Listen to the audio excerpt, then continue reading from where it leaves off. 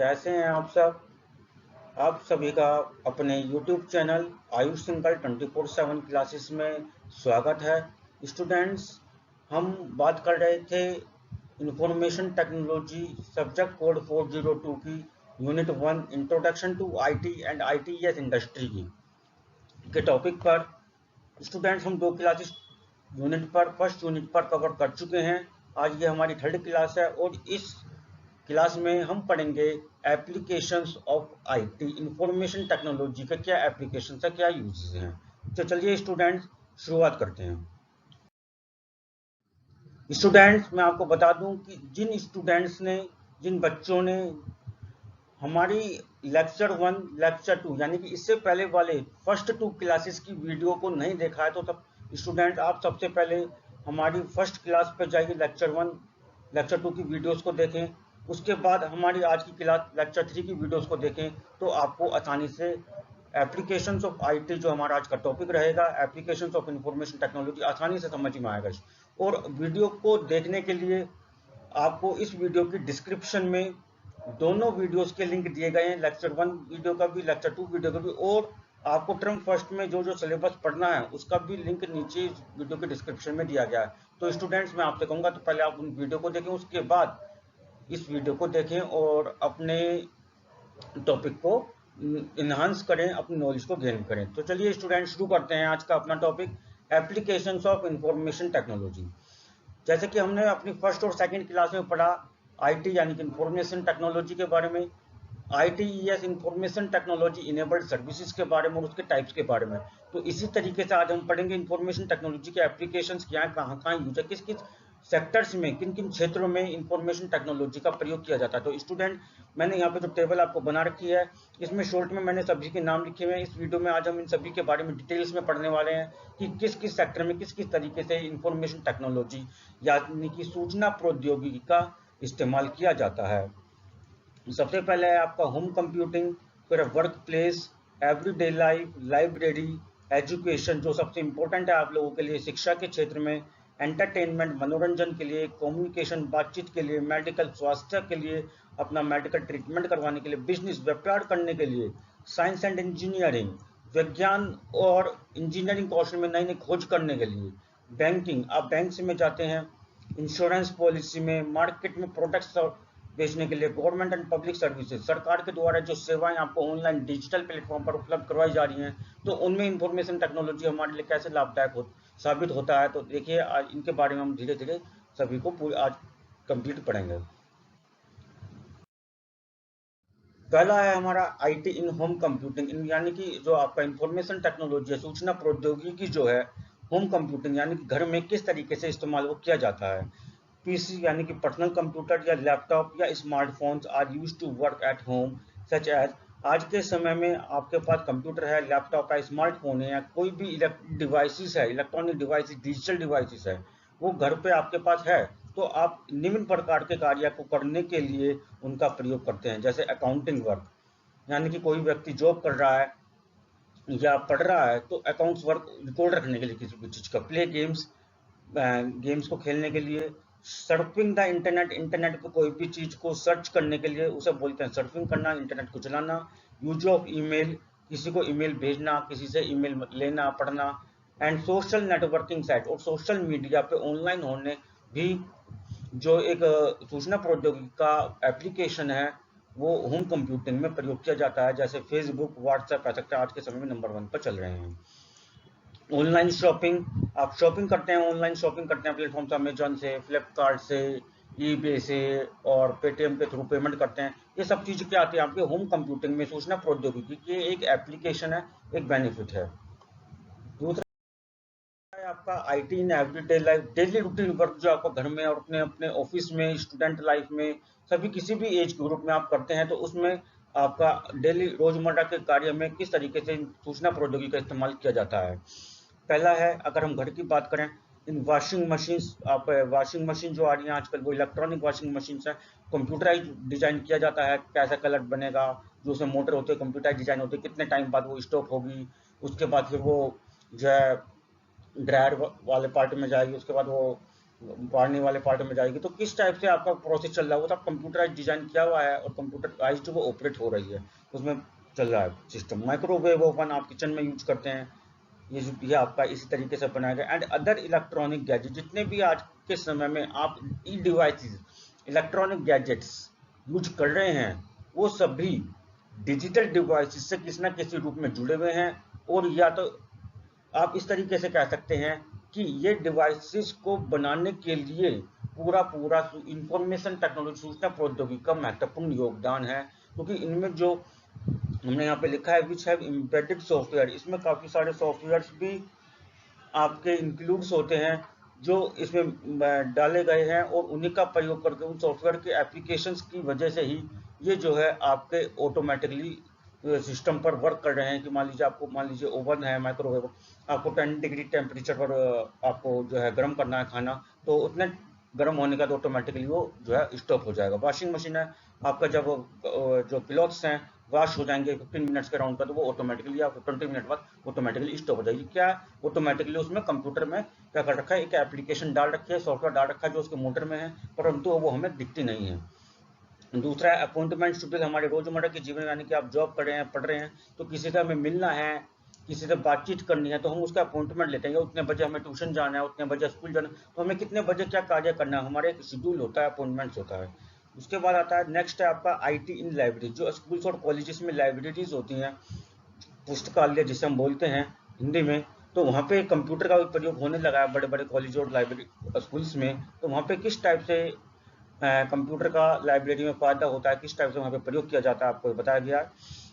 Computer software is used to issue and return of book which is done easily through a barcode, because each book is associated with unique barcode. Students, आपको पता होगा कि जब भी हम library में पढ़ने के लिए जाते हैं, तो वहाँ पे हम बुक इश्यू करवाते हैं पढ़ने के लिए।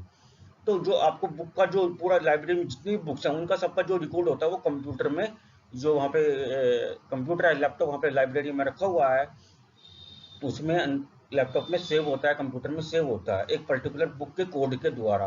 तो जो बुक का कोड होता है उसको हम बोलते हैं बार कोड। एक बार कोड जो है हर बुक का अलग अलग होता है। उस बार कोड को जैसे ही हम कंप्यूटर या लैपटॉप पे एंटर करेंगे, सर्च करेंगे, तो आपकी बुक की पूरी इन्फॉर्मेशन आ जाती है। यदि वो बुक हमें किसी स्टूडेंट को इश्यू करनी है, तो वहाँ पे हम लिख देते हैं कि इस स्टूडेंट को इश्यू हो रही है और इस स्टूडेंट की डिटेल ये है। जब वो बच्चा वापस करने आएगा, तो हम उस बुक का वो क्या करेंगे, बार कोड नंबर फिर डालेंगे, और डालने का डिटेल आ जाएगी कि इस बच्चे को कब बुक इश्यू करी गई थी और आज की तारीख में वापस कर रहा है, तो उसे वहाँ से कैंसिल करके अपने लाइब्रेरी के रिकॉर्ड में हम बुक को दोबारा रख दें। तो इस तरीके से लाइब्रेरी के बुक्स को रिकॉर्ड रखने के लिए, स्टूडेंट्स को देने के लिए, किसी स्टूडेंट को कौन सी बुक दे रखी है, किसी स्टूडेंट से कौन सी बुक रिटर्न आ गई, इन सब चीज़ों का रिकॉर्ड मेंटेन करने के लिए लाइब्रेरीज में कंप्यूटर का प्रयोग किया जाता है। क्योंकि सभी बुक्स का अलग अलग यूनिक बार कोड होता है, अलग अलग बार कोड होता है। ठीक है स्टूडेंट्स, अगला आता है आपका आईटी एट वर्क प्लेस, यानी कि ऑफिस में बड़े बड़े ऑफिस में, कंपनीज में आईटी का, इंफॉर्मेशन टेक्नोलॉजी, सूचना प्रौद्योगिकी का क्या कार्य होता है, देखते हैं, पढ़ते हैं। फर्स्ट है to maintain the attendance of the employees and staff. जो वहाँ पे उस ऑफिस में, उस कंपनी में जो भी कर्मचारी या जो भी स्टाफ, चाहे वो किसी भी पोस्ट पे है, मान लीजिए टीचर है, मैनेजर है, प्रिंसिपल है, वाइस प्रिंसिपल है, पियोन है, ड्राइवर है, कोई भी स्टाफ है, इंजीनियर है, इलेक्ट्रीशियन है, कोई भी है, उसकी स्टाफ या एम्प्लॉयज की अटेंडेंस को रिकॉर्ड रखने के लिए कंप्यूटराइज। स्टूडेंट्स कैसे रिकॉर्ड रखा जाता है, रिकॉर्ड आपका आजकल जो है थंब प्रिंट मशीन आ गई है, तो उन थंब प्रिंट मशीन के द्वारा कंप्यूटराइज जो कनेक्टेड होती हैं, और उस पर एम्प्लॉयज का अटेंडेंस रिकॉर्ड सेव रहता है। सेकेंड है to do work speedily, efficiently and accurately. Office में कार्य को तेजी करने के लिए मैनुअल हम काम करेंगे, पेंसिल और पेपर का यूज करके, तो काफी स्लो वर्क होता है। कंप्यूटर लैपटॉप पे काम करते हैं उसी को, तो काफी तेज होता है, स्पीडली होता है, इफेक्टिव और काफी अच्छे तरीके से होता है, प्रभावी रूप से होता है, और एक्यूरेटली और सही भी होता है। मिस्टेक होने की संभावना, गलती होने की संभावना बहुत कम रहती है। थर्ड है for recording of registers and other records for future. भविष्य में, अब जब मैनुअल हम वर्क करते हैं किसी भी ऑफिस में, पेपर और पेंसिल का प्रयोग करके, तो हमें जो रजिस्टर है, जो फाइल बनाते हैं, उनको संभाल कर रखना पड़ता है। पर जब हम कंप्यूटर का प्रयोग करके या लैपटॉप का प्रयोग करके, डिजिटल डिवाइसेस या ई डिवाइसेस का प्रयोग करके जब कार्य को करते हैं तो हमें पेपर पेंसिल की आवश्यकता नहीं होती है। ई डिवाइसेस या कंप्यूटर लैपटॉप के अंदर ही हमारा फाइल्स के रूप में हमारा वर्क सेव होता है, जो भविष्य में हमें कभी भी जरूरत पड़ने पर आसानी से देखा जा सकता है। परंतु मैनुअल अगर हम वर्क करेंगे तो हमें रजिस्टर और अदर मैनुअल फाइल्स वगैरह जो होते हैं, पेपर जो होता है, उनको ढूंढने में और संभाल के रखने में हमें काफ़ी टाइम चाहिए होता है, अलमीरा चाहिए होती है, और जब आगे हमें पुराने ढूंढना होता है कभी काफ़ी लंबे समय बाद, तो उनको सर्च करने में भी टाइम लगता है। ठीक है, तो इस तरीके से ये बेनिफिट्स है हमारे वर्क प्लेस पर, ऑफिस में और कंपनीज में। सेकंड है आपका, नेक्स्ट है आईटी इन एंटरटेनमेंट, यानी कि मनोरंजन करने के लिए सूचना प्रौद्योगिकी का कैसे इस्तेमाल किया जाता है। डाउनलोड एंड व्यू मूवीज, ये तो आपको पता ही होगा, सभी को, आप सभी करते हैं, मूवीज को डाउनलोड करते हैं, ऑनलाइन म्यूजिक सुनते हैं यूट्यूब से, फेसबुक से और ऑडियो ऐप से। गेम्स भी ऑनलाइन आ गए हैं, चैटिंग करते हैं, digital broadcasting, audio and video, audio को रिकॉर्ड करना, वीडियो को रिकॉर्ड करना, ऑनलाइन ऑडियो देखना, वीडियो देखना, सब चीज ब्रॉडकास्टिंग चल रहा है, लाइव मॉनिटरिंग करना, रिकॉर्डिंग करना, ये सब क्या है, हमारे एंटरटेनमेंट मनोरंजन का साधन है। उसके बाद आता है आईटी इन एजुकेशन, जो आपके लिए मोस्ट इंपोर्टेंट टॉपिक है। शिक्षा के क्षेत्र में इंफॉर्मेशन टेक्नोलॉजी का कैसे प्रयोग किया जाता है। इंफॉर्मेशन टेक्नोलॉजी यानी कि IT is extensively used in education for teaching, learning and assessment in the following veg. शिक्षा के क्षेत्र में सूचना प्रौद्योगिकी का जो कार्य है, वो टीचिंग, शिक्षण करने के लिए और सीखने के लिए विभिन्न तरीके से किया जाता है, जो नीचे दिए गए हैं, निम्न रूप में आपको दिए गए हैं। फर्स्ट है आपका, IT is used for creation and transmission of chapters और questions in the form of audio, video, text file and pictures to the students और लर्नर्स। विद्यार्थियों को या बच्चों को किसी भी सब्जेक्ट के चैप्टर्स की एक्सप्लेनेशंस, क्वेश्चन आंसर के किसी भी पर्टिकुलर टॉपिक को समझाने के लिए, उसके नोट्स प्रोवाइड करवाने के लिए, क्वेश्चन आंसर प्रोवाइड करवाने के लिए, उसको अच्छे से समझाने के लिए, उसको नोट्स को क्रिएट करने के लिए, उसको हम ऑडियो कंटेंट क्रिएट करने के लिए, वीडियो कंटेंट क्रिएट करने के, टेक्स्ट फाइल क्रिएट करने के, आपको एनिमेशन की हेल्प से, पिक्चर की हेल्प से समझाने के लिए शिक्षा के क्षेत्र में बहुत बड़ा सूचना प्रौद्योगिकी का काम है, बहुत बड़ा महत्वपूर्ण योगदान अदा करता है, प्ले करता है। सेकंड है, online assessment helps to assess the students without any hesitation. जैसे कि स्टूडेंट्स, आपने देखा कोविड-19 कोरोना वायरस के लॉकडाउन के कारण आपने घर बैठ करके ऑनलाइन क्लास अटेंड करी बिना किसी परेशानी के, तो ये क्या आपका था, ये सूचना प्रौद्योगिकी की वजह से ही संभव हो पाया। अगर इंफॉर्मेशन टेक्नोलॉजी की फैसिलिटीज हमारे आज के समय में नहीं होती तो हम कोरोना लॉकडाउन में ऑनलाइन क्लासेस के बेनिफिट नहीं उठा सकते थे। तो सबसे बड़ा इंपॉर्टेंट रोल आज के समय में हमारा यही है कि हम किसी भी विभिन्न और किसी भी तरीके की क्रिटिकल सिचुएशन में अपने घर बैठकर भी अपना ऑनलाइन पढ़ाई कर सकते हैं। जरूरी नहीं है कि हमें पढ़ाई करने के लिए स्कूल या कॉलेज में जाना हो। उसके बाद आता है आईटी इन क्लासरूम। यदि हम स्कूल और कॉलेज में जा भी रहे हैं तो क्लासरूम में भी इंफॉर्मेशन टेक्नोलॉजी का, सूचना प्रौद्योगिकी किस प्रकार से फायदेमंद लाभ होता है, किस प्रकार से होता है देखते हैं। IT tools are use for education in classroom. आपने देखा होगा स्टूडेंट आजकल जो स्कूल और कॉलेज है उसमें स्मार्ट क्लास हो गई है, स्मार्ट बोर्ड प्रेजेंटेशन, प्रोजेक्टर आपका लगा होता है, कंप्यूटर या लैपटॉप से कनेक्टेड होता है, तो उसमें आपको समझाया जाता है, जिसे स्मार्ट क्लास ही बोलते हैं। छोटी क्लासेस में प्राइमरी तक के जो बच्चे होते हैं, नर्सरी केजी में या थर्ड फोर्थ तक के जो स्टूडेंट्स होते हैं, उनको एजुकेशनल गेम्स भी प्ले करवाए जाते हैं या दिखाए जाते हैं, ऑडियो बना कर दिखाई जाती है, वीडियो, थोड़ी पिक्चर की बच्चों को दिखाई जाती है कार्टून टाइप की, जिससे कि बच्चे कुछ अपना सीखें, याद करना सीखें, पढ़ना सीखें, उन्हें पढ़ाई अच्छी लगे। एजुकेशनल वीडियोस बच्चों को दिखाई जाती हैं कि जिससे कि उनका पढ़ाई में मन लगे, कार्टून के रूप में बना के दिखाई जाती हैं। तो इस तरीके से बच्चों में कौशल विकास का करने के लिए बच्चों की जो दबी हुई छवि है, जो नहीं उभर पा रही है किताबों के ज्ञान से, उनका उभारने के लिए, उनको बाहर उपलब्ध करवाने के लिए, उनकी छवि को निखार करने के लिए, उनको होनहार को डेवलप करने के लिए क्लासरूम में इंफॉर्मेशन टेक्नोलॉजी का शिक्षा के क्षेत्र में बहुत महत्वपूर्ण योगदान प्ले करता है, और ये आपको उपलब्ध होना चाहिए और पढ़ाई करनी चाहिए इससे। आगे है आपका एजुकेशन एनी टाइम एनीवेयर। सूचना प्रौद्योगिकी ऑनलाइन एजुकेशन का हमारा एक बेनिफिट ये हुआ है कि एजुकेशन एनी टाइम, हम कहीं भी, किसी भी समय और कहीं से भी शिक्षा प्राप्त कर सकते हैं।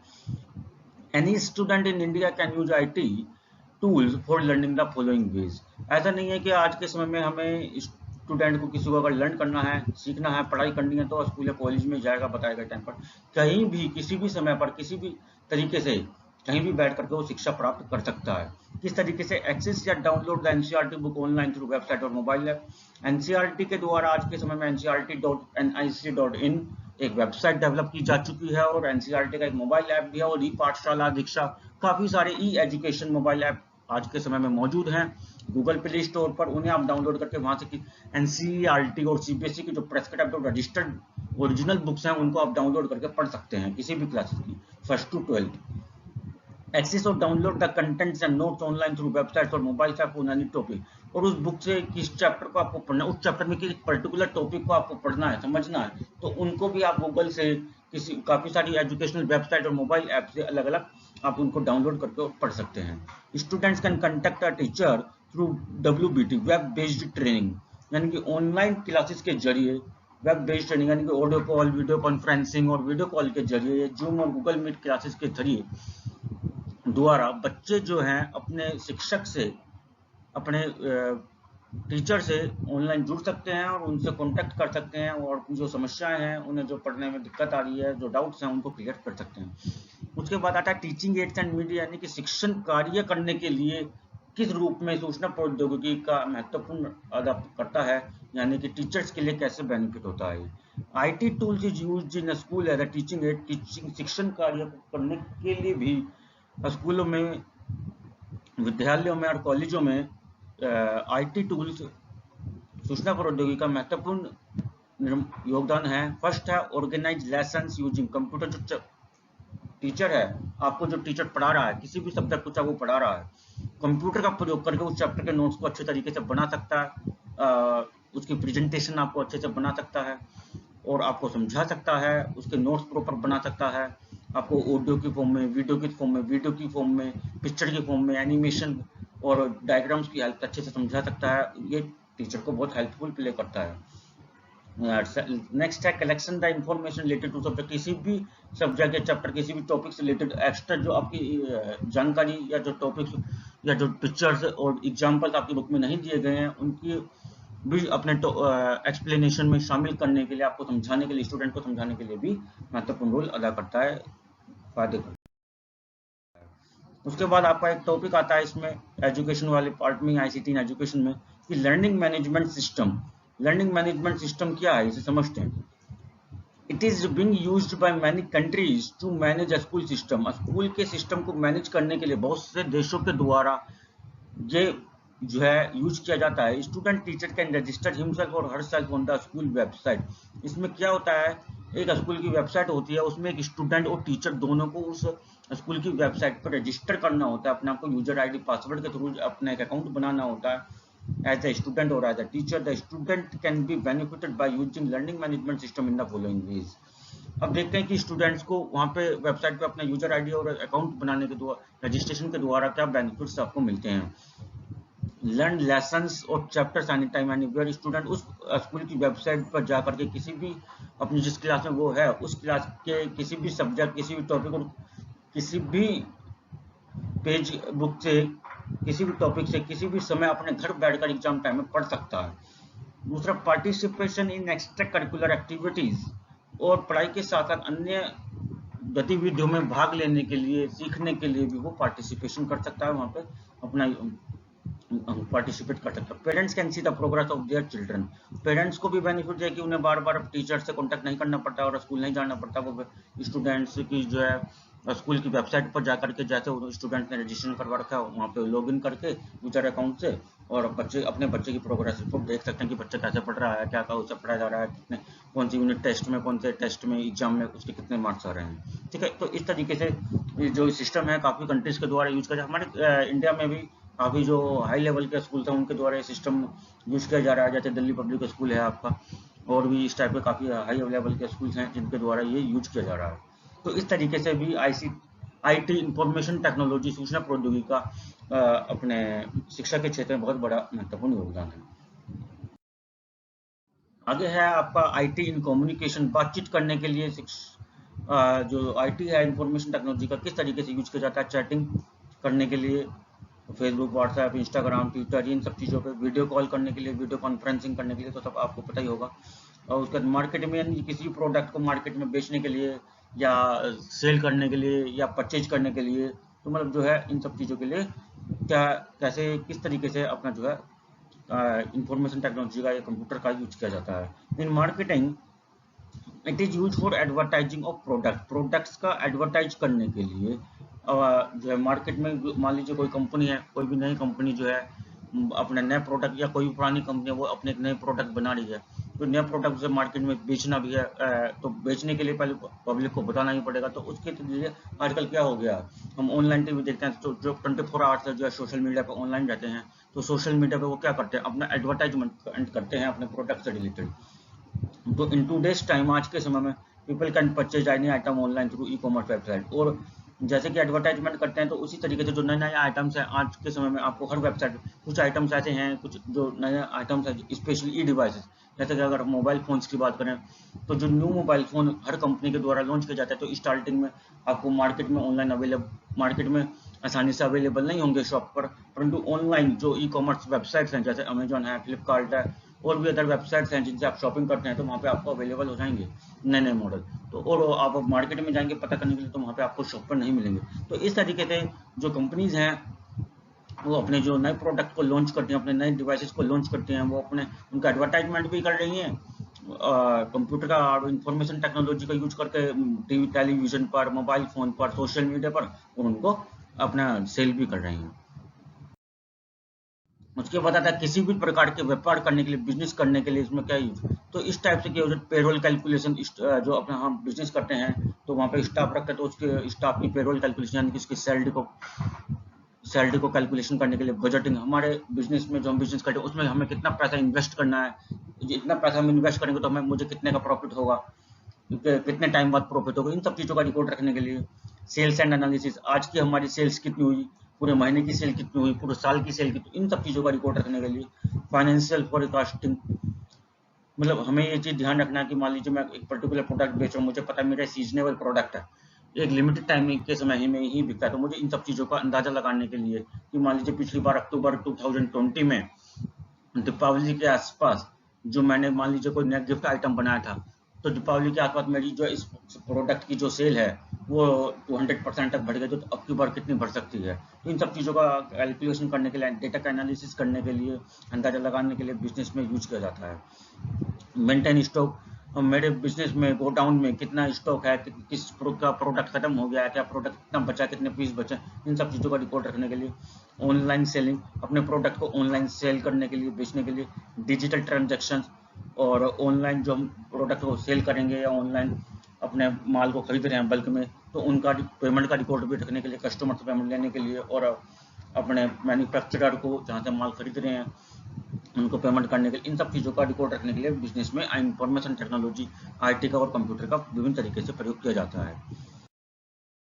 अब हम बात करेंगे IT in science and engineering की। साइंस विज्ञान में और इंजीनियरिंग के क्षेत्र में सूचना प्रौद्योगिकी का कैसे इस्तेमाल किया जाता है। तो फर्स्ट है कॉम्प्लेक्स साइंटिफिक कैलकुलेशन। विज्ञान के क्षेत्र में, साइंटिफिक क्षेत्र में, मैथमेटिकल क्षेत्र में, इंजीनियरिंग के क्षेत्र में जो बड़ी बड़ी कॉम्प्लेक्स डिफिकल्ट कैलकुलेशंस होती हैं, उनको सॉल्व करने के लिए बड़े बड़े जो इक्विपमेंट, साइंटिफिक इंस्ट्रूमेंट्स बनते हैं, उनको डिजाइनिंग करने में CAD, कंप्यूटर एडेड डिजाइन, और CAM यानी computer aided manufacturing software are use to draw and designing.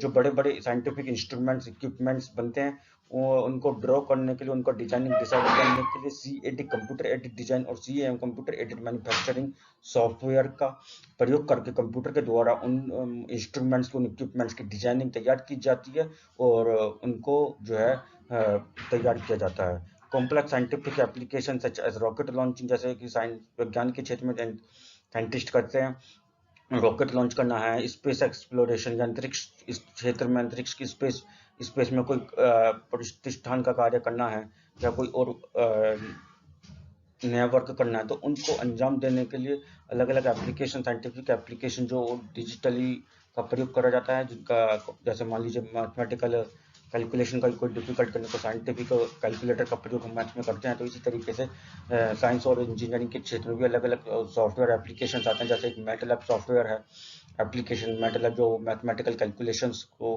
सभी भी तरीके की मैथमेटिकल कैलकुलेशन को परफॉर्म करने के लिए प्रयोग किया जाता है। तो इसी तरीके से विज्ञान और इंजीनियरिंग के क्षेत्र में सूचना प्रौद्योगिकी का प्रयोग किया जाता है। आता है आगे है आपका आईटी इन बैंकिंग। बैंकिंग के क्षेत्र में सूचना प्रौद्योगिकी इंफॉर्मेशन टेक्नोलॉजी का कैसे प्रयोग किया जाता है। ओपन बैंक अकाउंट, आज के समय में आप किसी भी बैंक में अपना ऑनलाइन अकाउंट घर बैठ कर खुलवा सकते हैं। रिकरिंग डिपॉजिट यानी कि आरडी एक स्कीम होती है, आरडी भी एक टाइप का अकाउंट होता है। तो आरडी अकाउंट भी आप जो है अपना ऑनलाइन खुलवा सकते हैं उस बैंक की वेबसाइट पर जाकर। इसी तरीके से एफडी होता है, फिक्स्ड डिपॉजिट। तो money transfer from one account to another through NEFT और आरटीजीएस। स्टूडेंट्स, ये तो आप मैं समझता हूँ पता ही होगा, आज के समय में सभी लोग यूज कर रहे हैं और बहुत कॉमन ये सब चीज़ें है हो चुकी है हमारे हम सभी लोगों के लिए। एक अकाउंट से दूसरे अकाउंट में पैसा ट्रांसफर करने के लिए एनईएफटी, आरटीजीएस या यूपीआई यूनिफाइड पेमेंट इंटरफेस जो हम पेटीएम और अमेजोन पे और फोन पे गूगल पे के द्वारा करते हैं। तो ये क्या है, ये information technology. ATM machine, ATM से हम पैसे निकालते हैं। और स्टेट बैंक तो एटीएम मशीन के द्वारा कुछ अमाउंट लिमिट तक पैसे जमा करने की भी सुविधा देता है। तो ये जो एटीएम है वो किसके द्वारा बनेगा, एक प्रॉपर सॉफ्टवेयर ही तो है। सॉफ्टवेयर क्या है, एक इंफॉर्मेशन टेक्नोलॉजी का की वजह से तो हम ये सब काम, ये सुविधा प्रयोग कर पा रहे हैं या लाभ उठा पा रहे हैं। इसी क्षेत्र में इंश्योरेंस, यानी कि इंश्योरेंस सेक्टर में जैसे LIC हो गया, लाइफ इंश्योरेंस पॉलिसी, और इस टाइप की भी कुछ बड़ी बड़ी कंपनीज, गवर्नमेंट और प्राइवेट कंपनीज हैं जो हमें इंश्योरेंस की सुविधा देती हैं। तो इनमें इंफॉर्मेशन टेक्नोलॉजी का कैसे फायदा होता है, देखिए कैसे फायदा होता है। फर्स्ट है आपका परचेज जॉब पॉलिसी। किसी पॉलिसी को हम ऑनलाइन परचेज कर सकते हैं। जैसे मान लीजिए हेल्थ पॉलिसी है, और आपकी व्हीकल पॉलिसी है, कार लोन है, आपको जो है इंश्योरेंस करवाना है अपने व्हीकल का, तो ये सब पॉलिसी हम जो है ऑनलाइन परचेज कर सकते हैं। पॉलिसी का रिन्यूअल करवाना है, इंस्टॉलमेंट जमा करनी है, प्रीमियम डिपॉजिट करना है, मतलब इस मैच्योरिटी डेट आपकी जब पॉलिसी की मैच्योर हो गया, यानी कि अब आपको क्लेम करना है, तो क्लेम ऑफ पॉलिसी आप देख सकते हैं कि हमारा पॉलिसी कब मैच्योर होगी, कब क्लेम होगी। इन सब चीज़ों को जो है हम आज के समय में बिना कहीं जाए घर बैठकर मोबाइल फ़ोन और लैपटॉप या कंप्यूटर या स्मार्टफोन का प्रयोग करके, ऑनलाइन मीडियम या किसी भी ई डिवाइस या डिजिटल डिवाइस का प्रयोग करके हम ये देख सकते हैं कि कैसे संभव हुआ है, हो पाया। इंफॉर्मेशन टेक्नोलॉजी, इन सूचना प्रौद्योगिकी के द्वारा, कंप्यूटर के डिस्कवरी के द्वारा। अगला जो सबसे महत्वपूर्ण रोल अदा करता है और सबसे ज़्यादा यूजफुल हो रहा है आज के समय में, आईटी का, इंफॉर्मेशन टेक्नोलॉजी और मेडिकल के क्षेत्र में, स्वास्थ्य विभाग में किस तरीके से हो रहा है, हॉस्पिटल्स में या मेडिकल डिपार्टमेंट में, टू मैनेज पेशेंट रिकॉर्ड्स, जो मरीज वहाँ पे चेकअप करवाने के लिए आते हैं उनका रिकॉर्ड रखने के लिए। Machine are use for ECG machine है, ईईजी मशीन्स हैं, अल्ट्रासाउंड मशीन है, सीटी स्कैन मशीन है, एमआरआई स्कैन है। इन सब चीज़ों पर मशीन जो है कंप्यूटराइज ऑटोमेटिकली कनेक्टेड होती हैं, उनके द्वारा ही आपका चेक किया जाता है, टेस्टिंग की जाती है। इन मेडिकल लेबोरेटरीज और डिस्पेंसरीज में, मेडिकल लैब में होती हैं जो बड़ी बड़ी लैब हैं, यहाँ पे ब्लड टेस्टिंग वगैरह करी जाती है, डिस्पेंसरी जहाँ से आपको दवाई दी जाती है। तो इन सब चीज़ों में क्या करा जाता है, इंफॉर्मेशन टेक्नोलॉजी, कंप्यूटर का बहुत बढ़िया तरीके से इस्तेमाल किया जाता है। उसके बाद फर्स्ट है आपका आईटी इन डायग्नोसिस। डायग्नोसिस में किस तरीके से आईटी का यूज किया जाता है। With the advancement in computer hardware and software technology, various high-tech machines are used in diagnosis and treatment of critical diseases. These machines are, मतलब किसी भी गंभीर से गंभीर समस्या की बीमारी के लिए, किसी उसका ट्रीटमेंट, बीमारी का पता लगाने के लिए, उसका ट्रीटमेंट करने के लिए, उस बीमारी की टेस्टिंग करने के लिए, उसकी दवाइयाँ देने के लिए, हर तरीके से आज के समय में हर बीमारी के लिए बड़ी से बड़ी हाई हाई लेवल की मशीनें कंप्यूटर से कनेक्टेड होकर के मार्केट में अवेलेबल हो चुकी हैं। और इन मशीन के बारे में हम वन बाय वन यहाँ पे बात करेंगे। फर्स्ट है आपकी CAT कैट मशीन, जिसका फुल फॉर्म है computerised axial tomography machine. Computerised axial tomography machine, यानी कि कंप्यूटराइज्ड से C बनता है, एक्सियल से A, टोमोग्राफी से C, कैट मशीन से बोलते हैं। यूजिंग दिस मशीन, इस मशीन का प्रयोग करके 3D images of different body parts can, किस हमारे शरीर के किसी भी अंग की 3D इमेज को क्रिएट किया जा सकता है। बीमारी का पता लगाने में ये मशीन काफी हेल्पफुल होती है। दूसरा है आपका MRI, जिसको हम शॉर्टकट में बोलते हैं। MRI की फुल फॉर्म होती है magnetic resonance imaging. IMRI machine, MRI machine are used to see the digital impression of internal organs of the body. हमारे शरीर के अंदरूनी किसी भी अंग के हिस्से का डिजिटल इम्प्रेशन, डिजिटल छाप देखने के लिए, उसकी परछाई देखने के लिए डिजिटल रूप से वो हम एमआरआई करवाते हैं उस पार्ट का। This images are helpful in the detection and in the treatment of critical diseases. ये जो मशीन्स हैं हमारे किसी भी पार्ट में जहाँ पे हमें परेशानी हो रही है, उस गंभीर बीमारी से हम जूझ रहे हो, उसको पता लगाने में और उसका ट्रीटमेंट करने में बहुत हेल्पफुल होते हैं, क्योंकि उस पार्ट के, उस बॉडी के पार्ट की डिजिटल रूप से पूरी एक तरीके से खोजबीन करके उसकी हर हर पार्ट, जो छोटे छोटे पार्ट्स होते हैं जिनके बारे में हमें जानकारी नहीं होती है और हम नॉर्मली एक्सरे में, टेस्टिंग में हम उनको नहीं पढ़ स्टडी कर सकते उनकी, तो ये मशीन उनको भी स्टडी करके बड़े पार्ट में, व्यू में आपको जो है दिखा देती है। आपको पिक्चर के फॉर्म में नीचे दिखाया गया एमआरआई मशीन इस टाइप की होती है, इस तरीके से वहाँ पर टेस्टिंग की जाती है और जो उसका रिजल्ट आता है, जो टेस्टिंग होने के बाद जो आपको रिपोर्ट मिलती है वो इस टाइप से होता है। हर बॉडी पार्ट की इस टाइप से इमेजेस आपको डिजिटल स्क्रीन पर शो होती हैं और इन जो है पिक्चर्स का ये जो स्क्रीन होती है, आपकी जो रिपोर्ट होती है, इस स्क्रीनिंग को देख करके, इन पिक्चर्स को देख करके डॉक्टर जो है समझ आते हैं आपके बॉडी पार्ट में क्या परेशानी है, क्या बीमारी है और इस तरीके से आपका ट्रीटमेंट करने में डॉक्टर को काफ़ी हेल्पफुल होती है। थर्ड मशीन है आपकी इलेक्ट्रोकार्डियोग्राम मशीन, जिसे शॉर्टकट में ईसीजी बोलते हैं, यानी कि ईसीजी इलेक्ट्रो यानी कि ई, कार्डियोग्राम यानी कि CG, electrocardiogram machine. It is used to monitor the heart beat. हमारे हार्ट बीट को मॉनिटर करने के लिए, हमारी हार्ट बीट की देखभाल करने के लिए, कम चल रही है, ज़्यादा चल रही है, क्या तेज है, इन सब चीज़ों को ध्यान रखने के लिए, मॉनिटर करने के लिए ईसीजी मशीन का यूज किया जाता है। When heart pumps blood in the body, some electrical impulse produced. जब हमारे शरीर में हार्ट के द्वारा ब्लड की सप्लाई की जाती है, पंपिंग की जाती है, सम इलेक्ट्रिकल इम्पल्सेस, कुछ इम्पल्स है, कुछ पल्स जो होती है हमारे हार्ट की प्रोड्यूस्ड होती हैं, and these electrical impulses are decoded by these machines to detect the disease। और बीमारी को पता लगाने के लिए इस मशीन के द्वारा कुछ इलेक्ट्रिकल इम्पल्स रिकॉर्ड की जाती हैं। जब वो ये इलेक्ट्रिकल इम्पल्स इस मशीन के द्वारा, ईसीजी मशीन के द्वारा रिकॉर्ड होती हैं, तो उस रिकॉर्डिंग के द्वारा ही हमें पता जाता है कि हमारे हार्ट में क्या परेशानी है। ईसीजी मशीन पर्टिकुलरली हार्ट की बीमारी, हार्ट में कोई गंभीर बीमारी है, उसकी समस्या का पता लगाने के लिए ईसीजी मशीन का प्रयोग किया जाता है। आगे देखते हैं, ये आपको यहाँ पे जो पिक्चर है उसमें ईसीजी मशीन का दिखाया गया है कि ईसीजी मशीन इस टाइप की होती है और जब हम किसी द्वारा हार्ट की टेस्टिंग करते हैं तो इस टाइप की आपकी इलेक्ट्रिकल इम्पल्स जनरेट होती हैं और इन इम्पल्स के द्वारा डॉक्टर स्टडी करते हैं कि आपके हार्ट में क्या समस्या है, क्या और आपकी बीमारी क्या है, उसी के अनुसार आपका ट्रीटमेंट करते हैं। एंड यहाँ पे लिखा हुआ भी है ECG machine and graph of heart beat recorded by the machine, यानी कि ये तो क्या है, ईसीजी मशीन है और इसके द्वारा जो रिकॉर्डिंग करी जाएगी ग्राफ के फॉर्म में, जिसे हम इलेक्ट्रिकल इम्पल्स बोल रहे हैं, वो ये उसका पिक्चर जो है ये है। इसी तरीके से हम आगे पढ़ेंगे। अभी एक मशीन है cardiac screening machine and display the movement of heart. Heart के मूवमेंट, हार्ट में जो ब्लड की पंपिंग की जा रही है और जिस तरीके से हमारा हार्ट पूरा वर्क करता है, तो वो मशीन जो है वो इस टाइप से आपकी एक मशीन होती है। और यहाँ पे आपके ब्लड शुगर टेस्टिंग मशीन, जो कि आज के समय में बहुत कॉमन डिसीज है, डायबिटीज मोस्टली हर एक घर में ये देखने को, हमारे आस पड़ोस में देखने को मिल जाती है। ब्लड शुगर मशीन जो डिजिटल मशीन है, उसके द्वारा ब्लड टेस्ट हम घर पर कर सकते हैं, ब्लड शुगर टेस्ट हम कर सकते हैं, वो मशीन आपकी इस टाइप की होती है। ठीक है, आगे देखते हैं। हमने आपसे बात करी थी ब्लड शुगर टेस्टिंग मशीन, मैंने अभी आपको दिखाई थी कि छोटी सी मशीन होती है जिसे हम घर पर भी प्रयोग करते हैं। डायबिटीज इस बीमारी का नाम है। This machine analysis the sample of blood and determine the blood glucose level.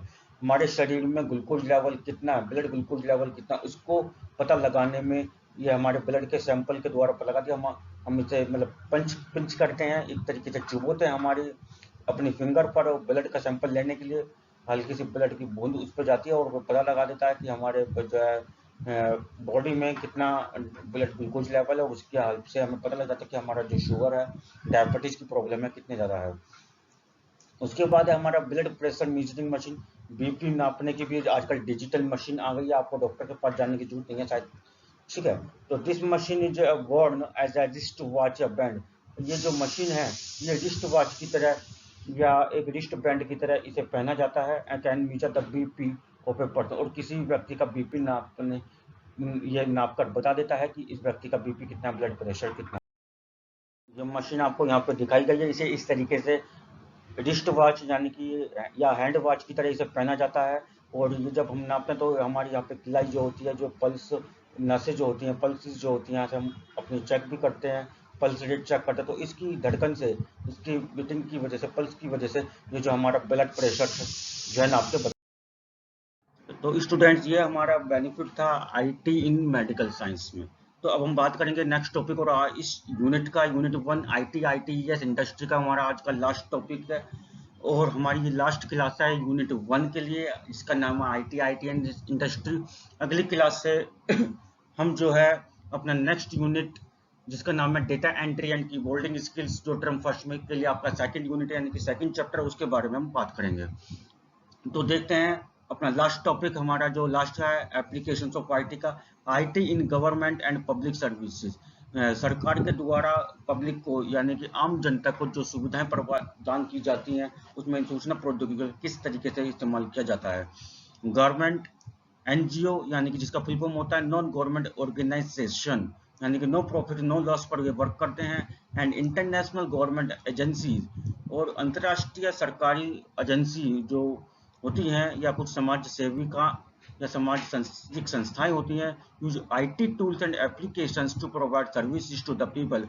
आज के समय में आम जनता को या किसी क्षेत्र में किसी भी तरीके से लोगों को साधारण सुविधाएं प्रोवाइड करने के लिए, उनसे कनेक्ट होने के लिए इंफॉर्मेशन टेक्नोलॉजी, सूचना प्रौद्योगिकी के टूल्स और एप्लीकेशन सॉफ्टवेयर का ऑनलाइन इस्तेमाल करने लगे हैं, which is called as E governance, जिसको हम शॉर्ट में ई गवर्नेंस भी बोलते हैं। यह आपका ई गवर्नेंस की एक परिभाषा भी है। इसका आप देखते हैं कि इसके एडवांटेजेस क्या, एडवांटेजेस ऑफ ई गवर्नेंस, इसके फायदे क्या क्या हैं। फर्स्ट है income tax department online submission of income tax, यानी कि जैसे मान लीजिए कोई किसी व्यक्ति को अपने इनकम टैक्स की रिटर्न भरनी है, आईटी का जिसे हम बोलते हैं, तो वो ऑनलाइन फाइल अपना इनकम टैक्स में फाइल कर सकता है, उसे ऑफिस में जाने की आवश्यकता नहीं है। Sales tax department online submission of sale tax, किसी व्यक्ति को अपने जीएसटी की रिटर्न भरनी है, सेल्स टैक्स की रिटर्न भरनी है, तो वहाँ पे उसे गवर्नमेंट ऑफिस में जाने की आवश्यकता नहीं है, वहाँ पे उसे ऑनलाइन काम ये सब कर सकता है। Preparation of pan card, pan card के लिए भी यही है, आपको कहीं जाने की जरूरत नहीं है, ऑनलाइन आप अप्लाई कर दीजिए, आपका ऑनलाइन बन के भी आ जाता है। आज के समय में आपकी ईमेल आईडी पर ऑनलाइन पैन कार्ड बन के आता है, जैसा कि आधार कार्ड बनता है आपका।